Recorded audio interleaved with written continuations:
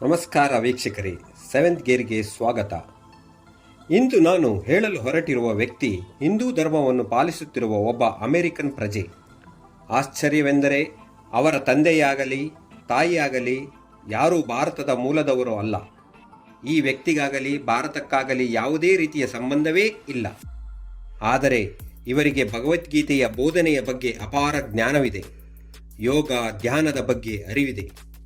ವೀಕ್ಷಕರೇ, ಈಗಾಗಲೇ ನಿಮಗೆ ಈ ವ್ಯಕ್ತಿ ಯಾರೆಂದು ಗೊತ್ತಾಗಿರಬಹುದು ಅಲ್ಲವೇ?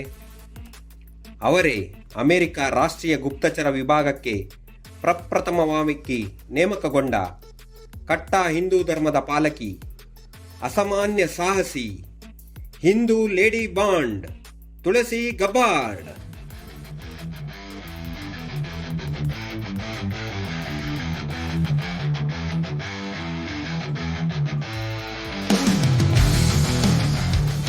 ವೀಕ್ಷಕರೇ, ಹಿಂದಿನ ಸಂಚಿಕೆಯಲ್ಲಿ ನಾವು ಡೊನಾಲ್ಡ್ ಟ್ರಂಪ್ ರವರ ಹೊಸ ಸಚಿವ ಸಂಪುಟದಲ್ಲಿ ನೇಮಕಗೊಂಡ ಭಾರತೀಯರ ಬಗ್ಗೆ ಕೇಳಿ ತಿಳಿದುಕೊಂಡಿದ್ದೇವೆ. ಈ ಸಾಲಿನಲ್ಲಿ ಬರುವ ಪ್ರಮುಖ ವ್ಯಕ್ತಿ ಎಂದರೆ ತುಳಸಿ ಗಬ್ಬಾರ್ಡ್. ಏಕೆಂದರೆ ಅಮೆರಿಕದ ಗುಪ್ತಚರ ಇಲಾಖೆ ನಿರ್ದೇಶಕಿಯ ಸ್ಥಾನ ಒಂದು ಪ್ರತಿಷ್ಠಿತ ಹುದ್ದೆಯಾಗಿದೆ. ಅಮೆರಿಕ ಅಧ್ಯಕ್ಷರನ್ನು ಹೊರತುಪಡಿಸಿ ಅತ್ಯಂತ ಪ್ರಭಾವಶಾಲಿಯಾಗಿರುವ ಈ ಸಂಸ್ಥೆಗೆ ಬಾಸ್ ಆಗುವುದೆಂದರೆ ಅಸಾಮಾನ್ಯ ಸಾಧನೆಯೇ ಸರಿ. ನೋಡಲು ಮೃದುವಾಗಿ ಕಂಡರೂ ಸೇನೆ ಶಿಸ್ತಿನ ವಿಷಯದಲ್ಲಿ ಅತ್ಯಂತ ಕಠಿಣ ನಿಲುವನ್ನು ತೆಗೆದುಕೊಳ್ಳುತ್ತಾರೆ. ತುಳಸಿ ಎಂಬ ಪಕ್ಕಾ ಹಿಂದೂ ಹೆಸರು ಕೇಳಿದ ತಕ್ಷಣ ಭಾರತದವರು ಎಂಬ ಭಾವನೆ ನಮ್ಮಲ್ಲಿ ಮೂಡುವುದು ಸಹಜ. ಆದರೆ ಇವರ ತಂದೆಯಾಗಲಿ ತಾಯಿಯಾಗಲಿ ಭಾರತ ಮೂಲದವರಲ್ಲ. ಭಾರತದ ಜೊತೆ ಇವರಿಗೆ ಯಾವುದೇ ನಂಟಿಲ್ಲ. ಅಮೆರಿಕದಲ್ಲಿ ಹುಟ್ಟಿ ಬೆಳೆದು ಮೂಲತಃ ಕ್ರಿಶ್ಚಿಯನ್ ಧರ್ಮದವರಾದ ಮೈಕ್ ಹಾಗೂ ಕ್ಯಾರೋಲ್ ಗಬ್ಬಾರ್ಡ್ ಎಂಬ ದಂಪತಿಗಳಿಗೆ 1981ರಲ್ಲಿ 4ನೆಯ ಸಂತಾನವಾಗಿ ಜನಿಸಿದವರೇ ಈ ತುಳಸಿ ಗಬ್ಬಾರ್ಡ್. ತಾಯಿ ಕ್ಯಾರೋಲ್ ಹಿಂದೂ ಧರ್ಮದ ಸಿದ್ಧಾಂತಗಳು, ಶ್ರೀಕೃಷ್ಣನ ಬೋಧನೆಗಳಿಗೆ ಮನಸೋತು ಹಿಂದೂ ಧರ್ಮದ ಅನುಯಾಯಿ ಆದ ನಂತರ ಅವರ ಬಾಳಲ್ಲಿ ತುಂಬಾ ಚೈತನ್ಯ ತುಂಬಿತ್ತು. ತದನಂತರ ಅವರು ಹಿಂದೂ ಧರ್ಮಕ್ಕೆ ಮತಾಂತರವಾಗಿದ್ದರು. ಮುಂದೆ ತಮಗೆ ಜನಿಸಿದ 5 ಮಕ್ಕಳಿಗೂ ಹಿಂದೂ ಹೆಸರನ್ನೇ ಇಟ್ಟಿದ್ದರು. ಇವರ 3 ಗಂಡು ಮಕ್ಕಳಿಗೆ ಜೈ, ಭಕ್ತಿ ಮತ್ತು ಆರ್ಯನ್ ಹಾಗೂ ಹೆಣ್ಣು ಮಕ್ಕಳಿಗೆ ಬೃಂದಾವನ ಹಾಗೂ ತುಳಸಿ ಎಂಬ ಸಂಸ್ಕೃತ ಹೆಸರನ್ನು ಇಟ್ಟಿದ್ದಾರೆ. ಇದಕ್ಕೆ ಅವರ ಪತಿ ಮೈಕ್ ಅವರ ಸಹಮತವೂ ಸಹ ಇತ್ತು. ಚಿಕ್ಕ ವಯಸ್ಸಿನಲ್ಲಿ ಅಮ್ಮನ ಮೂಲಕ ಭಗವದ್ಗೀತೆ, ಶ್ರೀಕೃಷ್ಣನ ಬಗ್ಗೆ ಕೇಳಿ ತಿಳಿದುಕೊಂಡ ತುಳಸಿ ಅಪ್ಪಟ ಶ್ರೀಕೃಷ್ಣ ಭಕ್ತೆಯಾಗಿ ರೂಪುಗೊಂಡರು ಹಾಗೂ ಭಗವದ್ಗೀತೆಯನ್ನೇ ಉಸಿರಾಡತೊಡಗಿದರು. ಭಗವದ್ಗೀತೆಯೇ ನನ್ನ ಉಸಿರು, ಭಗವದ್ಗೀತೆಯ ಬೋಧನೆ ನನ್ನ ನರನಾಡಿಗಳಲ್ಲಿ ಸಂಚರಿಸುತ್ತಿದೆ, ಮಹಾವಿಷ್ಣುವಿನ 8ನೇ ಅವತಾರವಾಗಿರುವ ಶ್ರೀಕೃಷ್ಣನೇ ನನ್ನ ದೇವರು ಎಂದು ಅಮೆರಿಕದ ನೆಲದಲ್ಲಿ ನಿಂತು ಹೆಮ್ಮೆಯಿಂದ ಹೇಳಿಕೊಂಡಿದ್ದಾರೆ. 2022ರಲ್ಲಿ ರಿಪಬ್ಲಿಕನ್ ಪಾರ್ಟಿ ಸೇರುವ ಮೊದಲು 4 ಬಾರಿ ಡೆಮೊಕ್ರೆಟಿಕ್ ಪಕ್ಷದಿಂದ ಸಂಸದೆಯಾಗಿರುವ ತುಳಸಿ ಗಬ್ಬಾರ್ಡ್ ತನ್ನ 21ನೇ ವಯಸ್ಸಿನಲ್ಲಿ ಅಮೆರಿಕದ ಸೆನೆಟಿಗೆ ಮೊದಲು ಆಯ್ಕೆಗೊಂಡಾಗ ಭಗವದ್ಗೀತೆಯ ಮೇಲೆ ಕೈ ಇರಿಸಿ ಪ್ರಮಾಣವಚನ ಮಾಡಿದ್ದರು. ಎಲ್ಲೇ ಮಾತಿಗೆ ನಿಂತರೂ ಹರೇ ಕೃಷ್ಣ ಎಂದು ಮಾತನ್ನು ಆರಂಭಿಸುವುದರ ಹಿಂದೆ ಇವರು ಹಿಂದೂ ಧರ್ಮದ ಬಗ್ಗೆ ಇಟ್ಟಿರುವ ನಂಬಿಕೆಯನ್ನು ತೋರಿಸುತ್ತದೆ. ಇವರು ಹಿಂದೂ ನಂಬಿಕೆಯ ವೈಷ್ಣವ ಸಂಪ್ರದಾಯವನ್ನು ಅನುಸರಿಸುತ್ತಾರೆ ಮತ್ತು ಕೆಲವು ವರದಿಗಳು ಇವರನ್ನು ಶುದ್ಧ ಸಸ್ಯಾಹಾರಿ ಎಂದು ಸಹ ಹೇಳಿವೆ. ವೈಷ್ಣವ ಸಂಯೋಜಿತ ಸಂಸ್ಥೆ science of identity of foundation ಹಾಗೂ international society for Krishna consciousness ಅಂದರೆ ಇಸ್ಕಾನ್ನೊಂದಿಗೆ ನಿಕಟ ಸಂಪರ್ಕವನ್ನು ಹೊಂದಿದ್ದಾರೆ.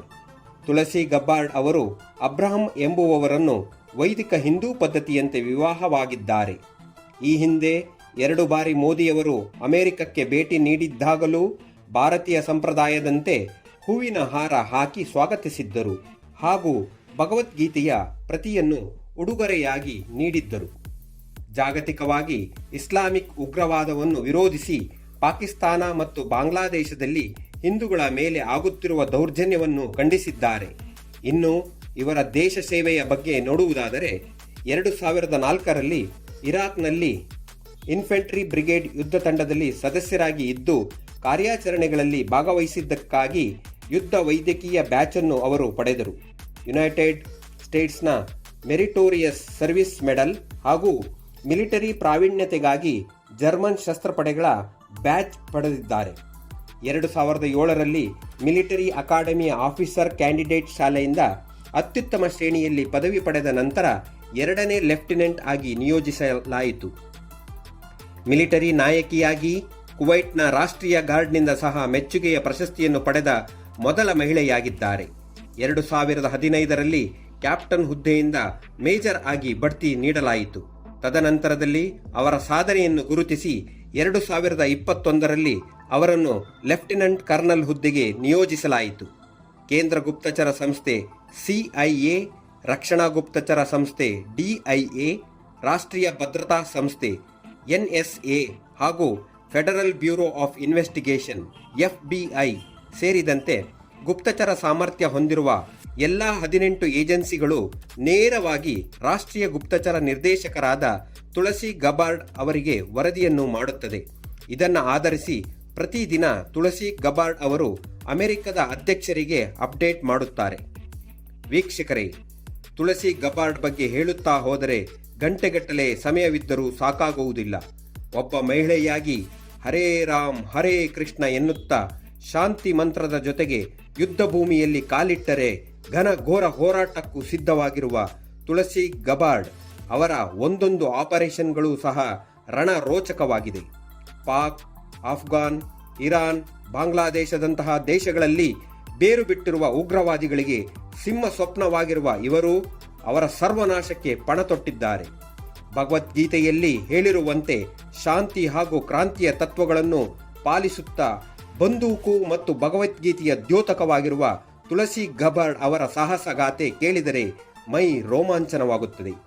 ಜಗತ್ತಿನ ಶಕ್ತಿಶಾಲಿ ರಾಷ್ಟ್ರವಾದ ಅಮೆರಿಕದ ಅತ್ಯುನ್ನತ ಹುದ್ದೆಗೇರಿರುವ ತುಳಸಿ ಗಬಾರ್ಡ್ ದೃಢ ನಿರ್ಧಾರಗಳನ್ನು ಕೈಗೊಂಡು ಜಗತ್ತಿನ ಒಳಿತಿಗಾಗಿ ಶ್ರಮಿಸಲಿ ಎಂದು ಆಶಿಸುತ್ತಾ ಅವರು ತಮ್ಮ ಕಾರ್ಯಗಳಲ್ಲಿ ಸಫಲವಾಗಲಿ ಎಂದು ಬಯಸೋಣ.